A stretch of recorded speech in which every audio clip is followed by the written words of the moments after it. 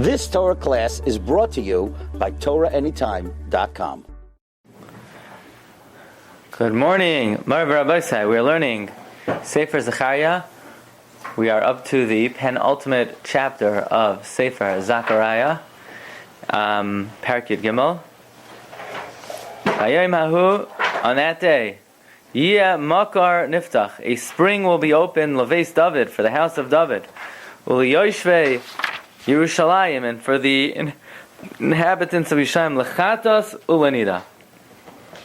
Lechatos Ulanida, for cleansing and for purification. What does this mean? Well, says the Radak, on that great day, at the end of days, Efshir lefarsha, says the Radak, lechatas ulanida, ki ad hayom hahu, until that day lo yatsu mayim b'Yerushalayim b'toich ha'ir, there was no natural spring of water within the city, and anybody who needed to be toivel in mayim chayim, azav, and so forth, they needed to go outside of the city to be purified. And on that great day, they will not have to do this because live water, living water, will emanate from Yerushalayim. They won't have to go out of the city to perform the procedure of the paraduma l'mechatas. As we know, for the mechatas you need mayim chayim. And a zava and someone who's tamei meis will not have to leave the city. So on that day, this is actually this nevuah is mentioned elsewhere. Is mentioned in Sefer Yoel. Is mentioned in Sefer Yecheskel, and the Gemara actually tells us that the way the water will emerge. It's Gemara Masechta Yuma, and Daf Ayin Zayin. The Gemara says on Daf Ayin Ches. The Gemara says that Asid Lavai, on the pasuk Shenemar Bayom Hahu Yeh Makar Niftach L'Beis David U'Yeshu Shalayim L'Chatzos Onida,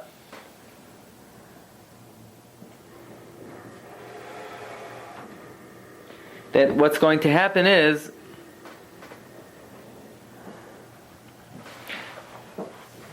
Mayin Hayotzim Beis Kodesh HaKadoshim B'Tchila Doime L'Karnei Chagavim. The water will begin from the Kodesh HaKadoshim.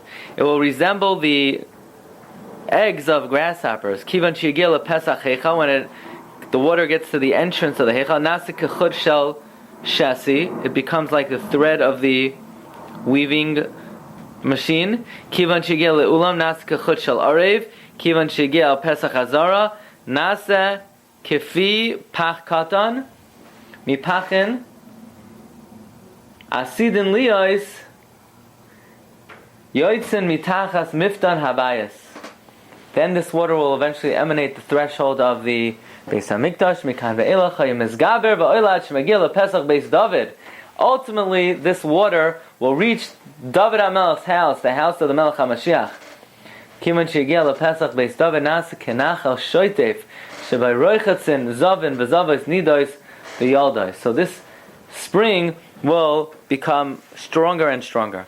This is a nevuah of La'aseh Lavai that there will be Mayim Chayim in Yerushalayim. Now, Targum Yonasan ben Uziel interprets this pasuk al Pidrosh. He says, "B'idana ahi yehei olfan araisa." There will be instruction of Torah galei revealed kemabua demayim, like a spring of water lebeis David u'liyasvei Yerushalayim. Okay. V'haya b'yom hahu ne'um Hashem tzvakos. And it will be on that day, says God, Achris es shemois ha'atzabim min ha'aretz. I will cut off the names of the Avodah Zarah from the land. On that day, Hashem says He will cut off the names of the Avodah Zarah. The Mitzvah Tzion says, why are Avodah Zarah called Atzavim? Atzabeim, right? Kesef Zav.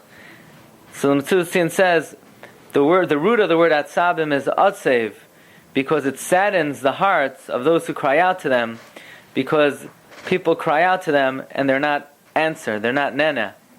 So Hashem will cut off the names of the Avodah Zarah from the land. They will not be mentioned again. V'gamas hanaviyim, also the prophets. V'yasrach hatuma, and the spirit of impurity. Avir min haaretz, I will remove from the earth. Well, Rashi learns the Nevi'im are the false prophets. And the Ruach HaTumah refers to the Yetzer Hara. Like we learned last week, that Lasalava, the Yetzer Hara will be shechted. Now, who are exactly these Nevi'im? These are the false prophets. And Hashem will destroy the names of Avodah Zarah on that day. Well, the Abarbanel, he has a very important shot here. I'll give you a sheet.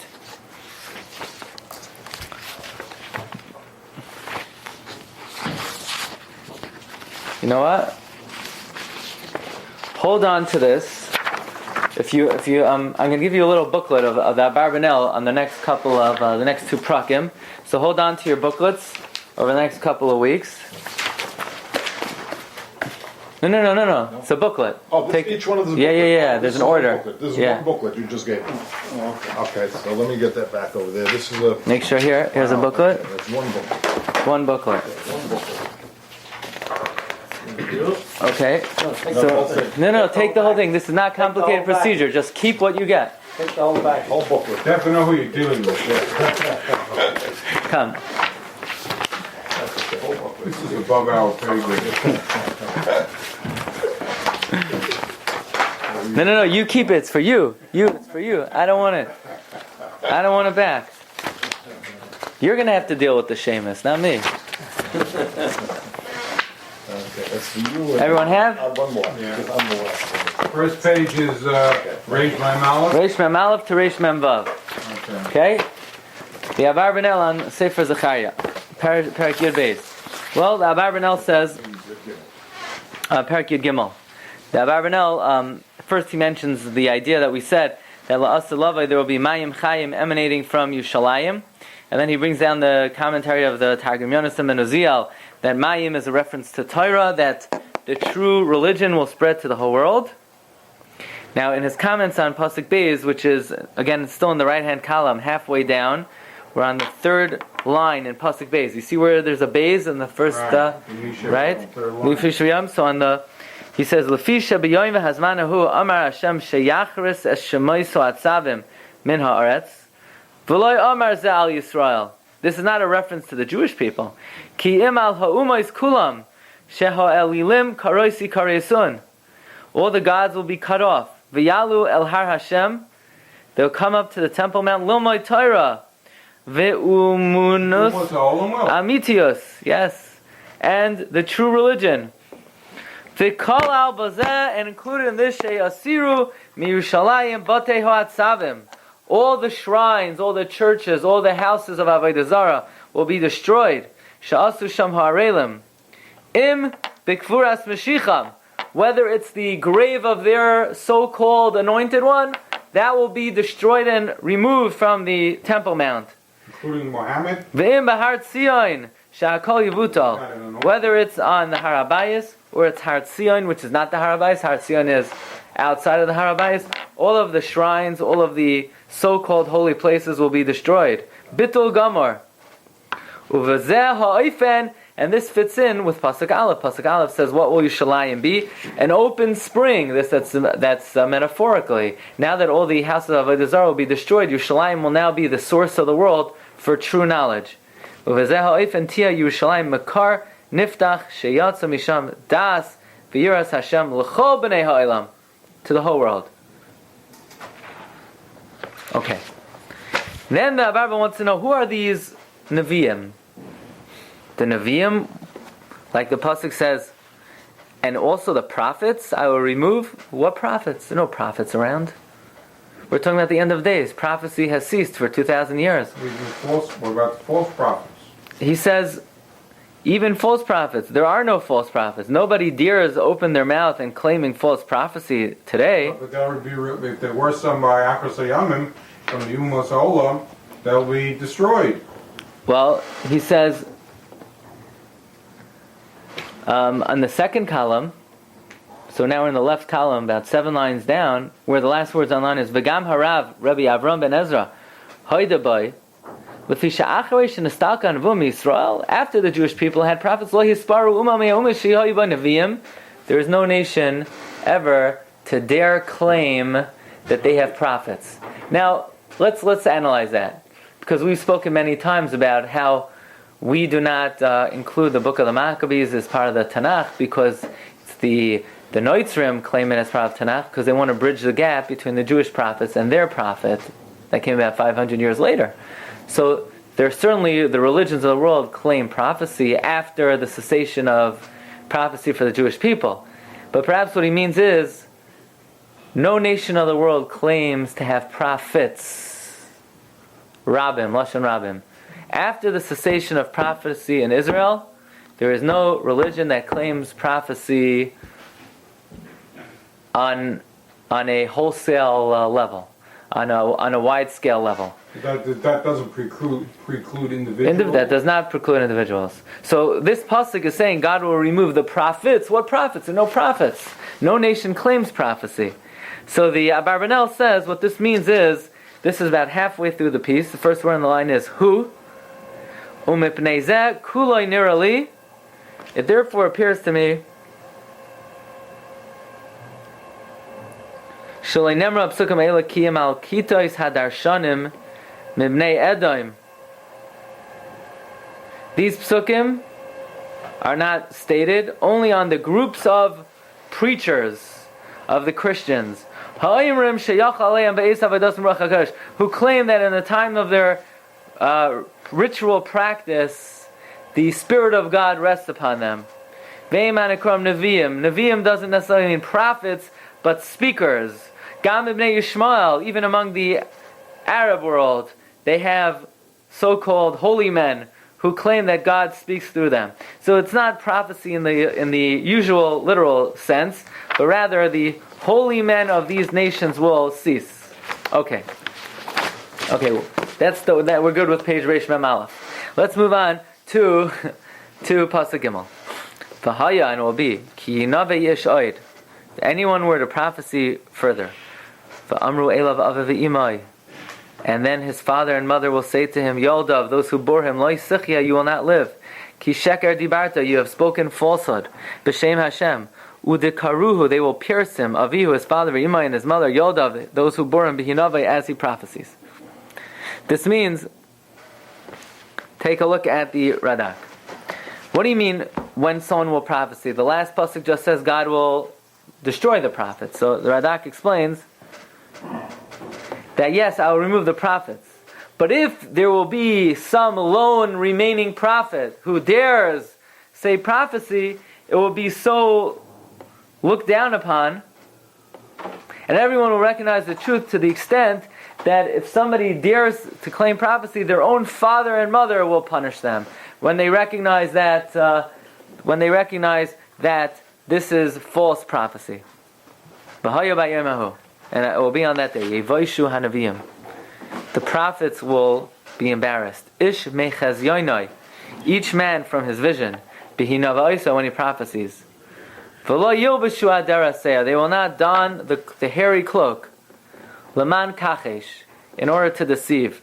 The prophets used to wear a cloak, a mantle of honor, to give them a certain aura of authenticity. And often when you would have a false prophet, he would also put on the garb, right? Even today, everybody knows anyone could put on a garb, anyone could put on a long coat, anyone could put on a fur hat. It's only symbolic. So in those days, the false prophets also used to wear the garb, but in the end of days when God will destroy the false prophets, then nobody will dare don the cloak, the hairy cloak, to pretend prophecy.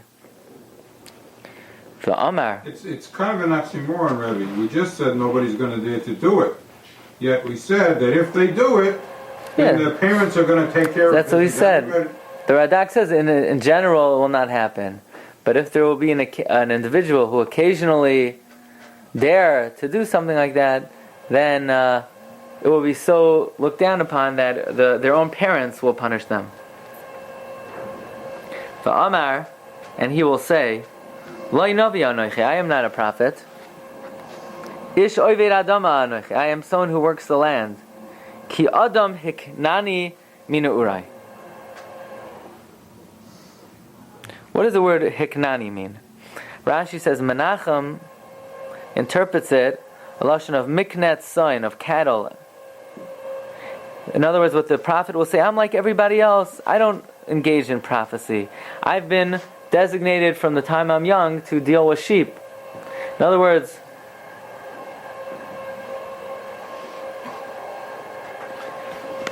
Sansino translated as a bondman. Hiknani, the Rashi says it has to do with a lashon of mikneh, a shepherd. I've always been a shepherd. In other words, what is this pasuk talking about?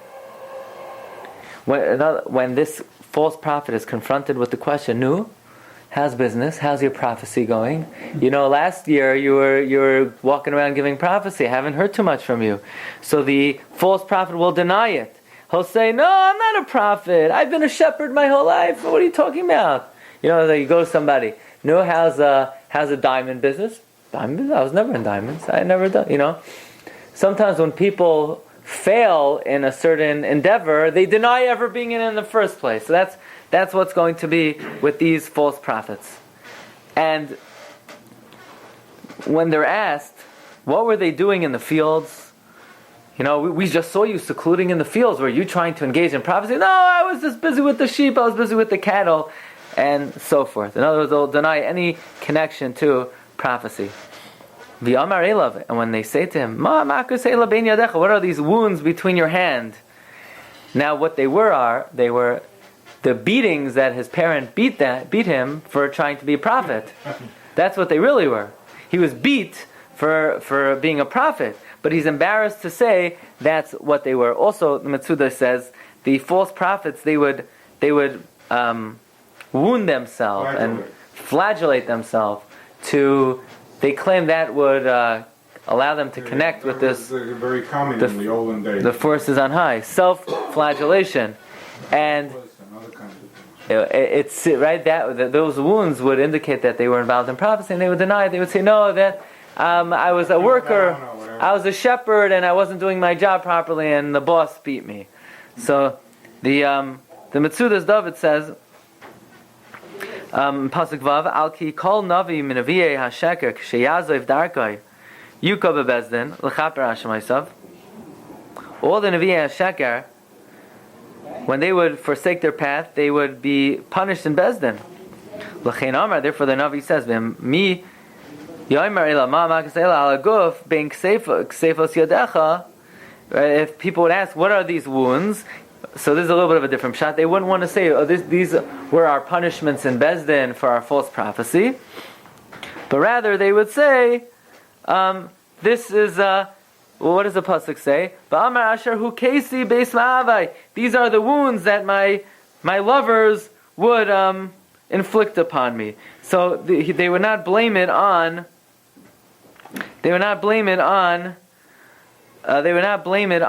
their involvement in false prophecy. So this says, Very strange. There were people in their family would wound them. What did the Beis Mahavai? So according to them, says David, they do admit of their involvement in being punished by Bezdin. But according to Rashi, it's Asher Ahuveni v'Heichichuni l'derech hayeshara. In other words, they don't want to admit that this was a punishment. But why are they putting it off on their the members of the family? Could have said, I fell down, fell off. In other words, my friends, my boss, my associates, my. I was a bad boy. My parents disciplined me. How's that? I mean, if you're probably talking about an adult here, if he's claiming to be a navi, not a child, parents are going to hit a grown adult child like that and wound them. Yeah. So Ibn Ezra says, I was roughhousing with my brothers, and I got injured. B'derech schaik. Okay. Pasuk Zayin. This is an astounding pasuk. Cherev, O sword, Uri, arouse, Aroyi, on my shepherd, V'al gever amisi, and on my friend. Noam Hashem Tzvaka, says God. Haches haroya, smite the shepherd, usefutzena hatzoin, and scatter the sheep, v'hashivoisi yadi al hatzayarim, and let my hand return on those who pain me. Let's see Rashi. Who's the shepherd and who's my friend? Cherev uri al roi. Let the sword arouse on my shepherd. Al oisoi shehivkadetiv al tzoin galusi. On those who were appointed on the sheep of my exile. What does that mean? Those who were appointed on the sheep of my exile. Rashi continues, Al gever amisi shechibartev elai lishmar tzoini kamaini. On he that I appointed on my sheep, and on the man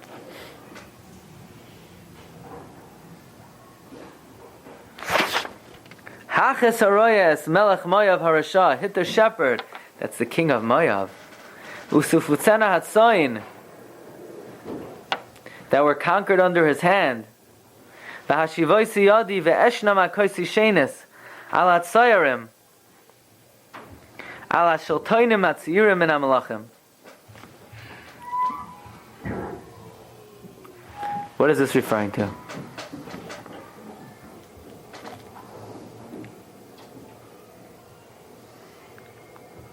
For instance, on Sino, he talks about Jewish commentators, doesn't identify who.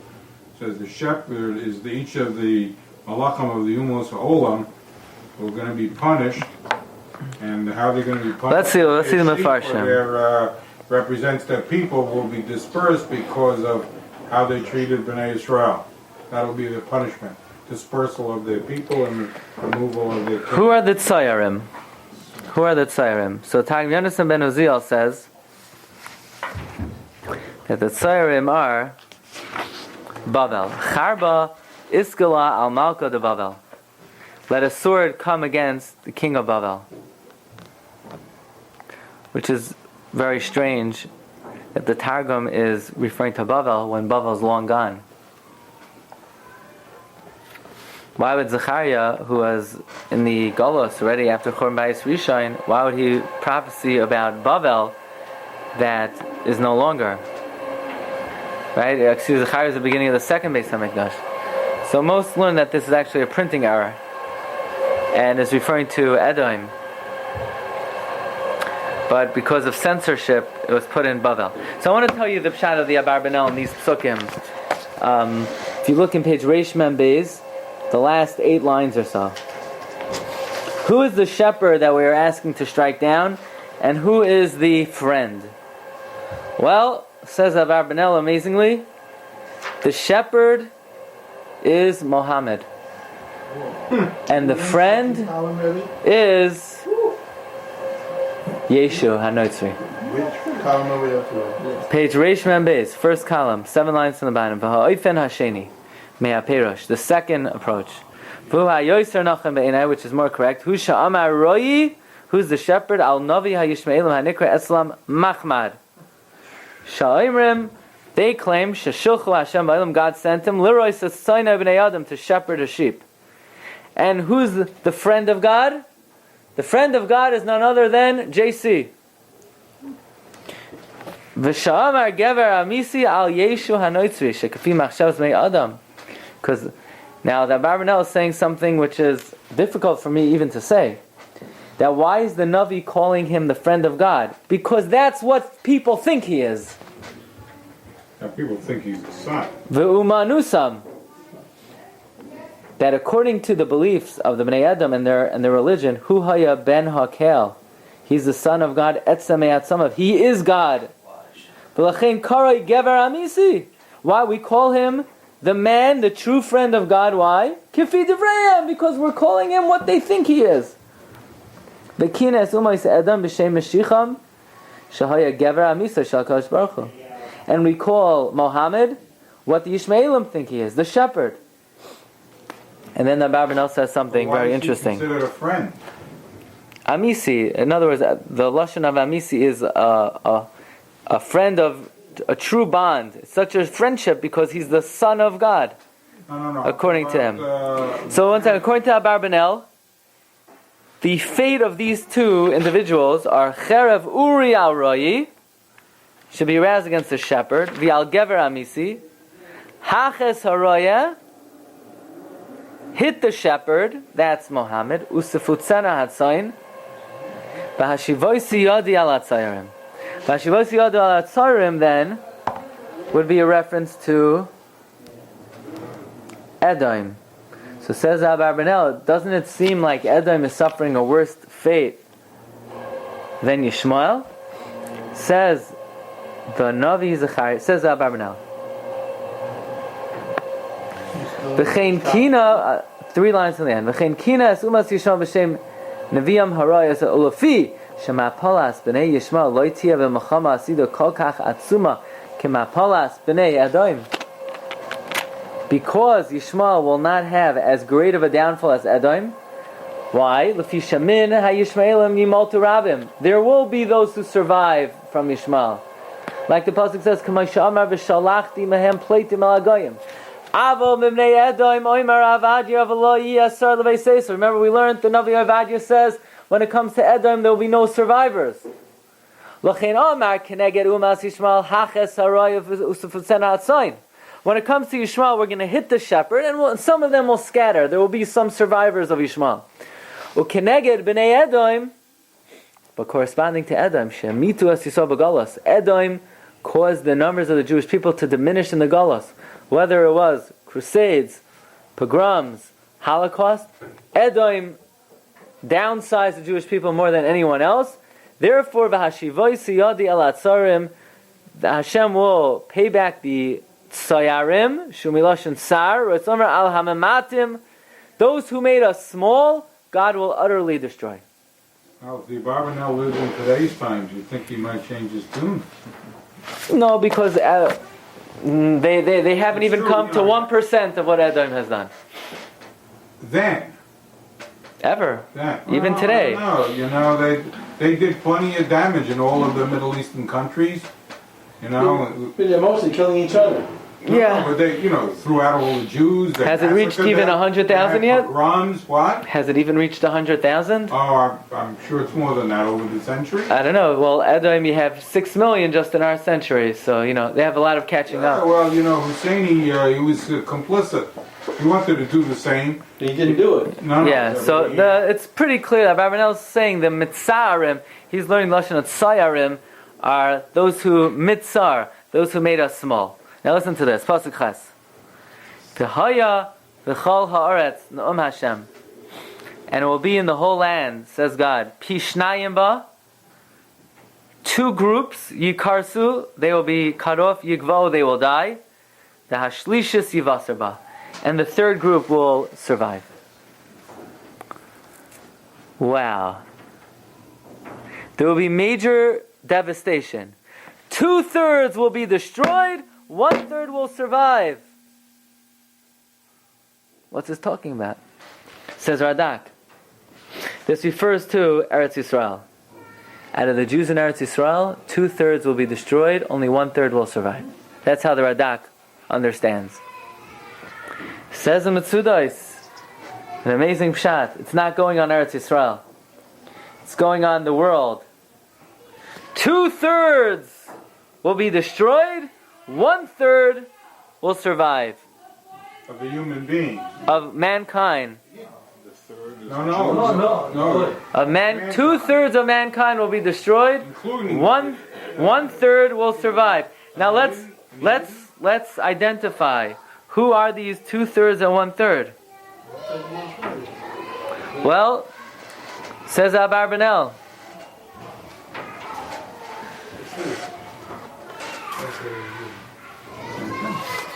Same proportion. Same proportion.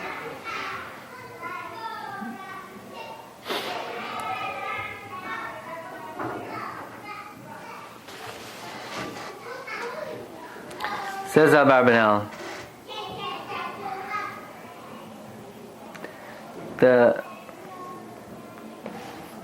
Let's see if the Malbim says it outright.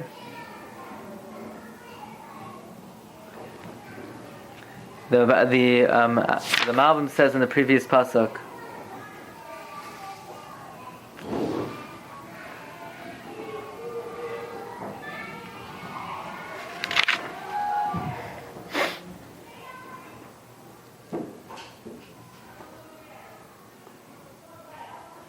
All you'll have is a third. A third represents those who have the true Amunah. In other words, 2/3 will be destroyed, Esav will be destroyed, Yishmael will be destroyed, Yisrael will survive. However, the Abarbanel understands, look, take a look on page Reish Mem Beis. No, excuse me.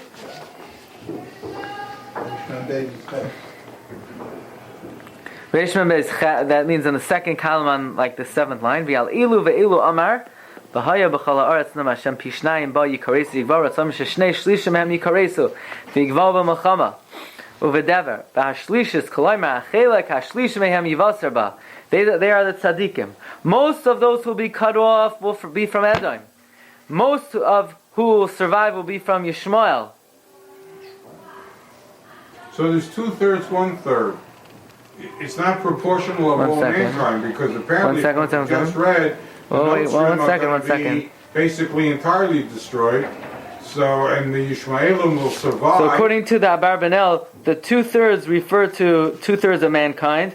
Mostly will be from Edom. Some will be from Yishmael. What about Israel?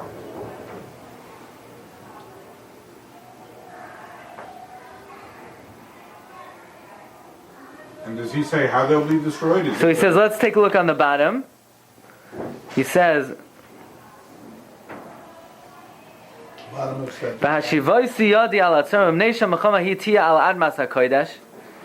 this is 7 lines from the bottom on the left-hand column on Reish Mem Beis.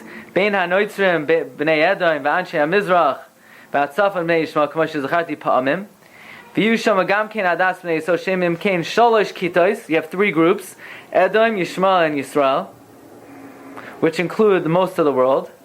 Therefore it says v'haya b'chol ha'aretz. In other words, the opinion of the Abarbanel mentions this many, many times, that the war of the end of days will take place in Eretz Yisrael, not elsewhere, not anywhere else. Now we're going to see next week, according to the Abarbanel, Melchemes Gog uMagog is when at the end of days, Edom, the Noitzrim, will say, enough is enough, we want Eretz Yisrael, we want Yerushalayim back, and the Yishmaelim will attack them. The Abarbanel is unique in this position. Most understand Melchemes Gog uMagog is at the end of the days when God causes all of Klal Yisrael to gather to Eretz Yisrael. Then a powerful nation will come and attack Klal Yisrael. But according to Abarbanel, Melchemes Gog uMagog is the attack of Yishmaelim against Edom in Eretz Yisrael. So according to Abarbanel, this all takes place in Eretz Yisrael. You have the 3 groups: Esav, Yishmael, and Klal Yisrael. 2 groups will be destroyed. And Bnei Israel won't be devastated because... And the 3rd is V'hashlishis Yusar ba shehi Uma Yisrael shebe'eruch shtei ha'uma Yisrael acheres tiyahi shlishis. And they will ultimately inherit Eretz Yisrael. So in this war that's going to take place... We'll see, we have to see. We're learning it. We're seeing what's going to happen. Still only the Far Eastern, well, not Ishmael and not Israel, all the Asians. We need someone to make computers. Where do they fit into this picture? We need someone to make computers. We need somebody to make computers. The computers are electronic. Torah anytime cameras. Batteries. We use a lot of batteries. They take up a lot of the world population. Let's see, where is it made? It's all made in China now. Yeah, so look, it even has Chinese symbols. So they're already getting ready for their ultimate purpose. Keep it coming. Keep it coming. Okay, Sony. Sony is not from the Ishmaelim. Sony, yeah? Sony's Japanese, but the manufacturing is done in China. It's too expensive. The labor in Japan is too expensive. Okay, so let's finish the parak here. I'm going to bring the 3rd group into fire. Which means like this. Now I want to point out that according to Rashi, the 3rd is not referring to the Yisraelim. It's not the 2/3 and the 1/3 is 2/3 of the Ummah Yisraelim will be destroyed, and 1/3 will convert. 1/3 will convert.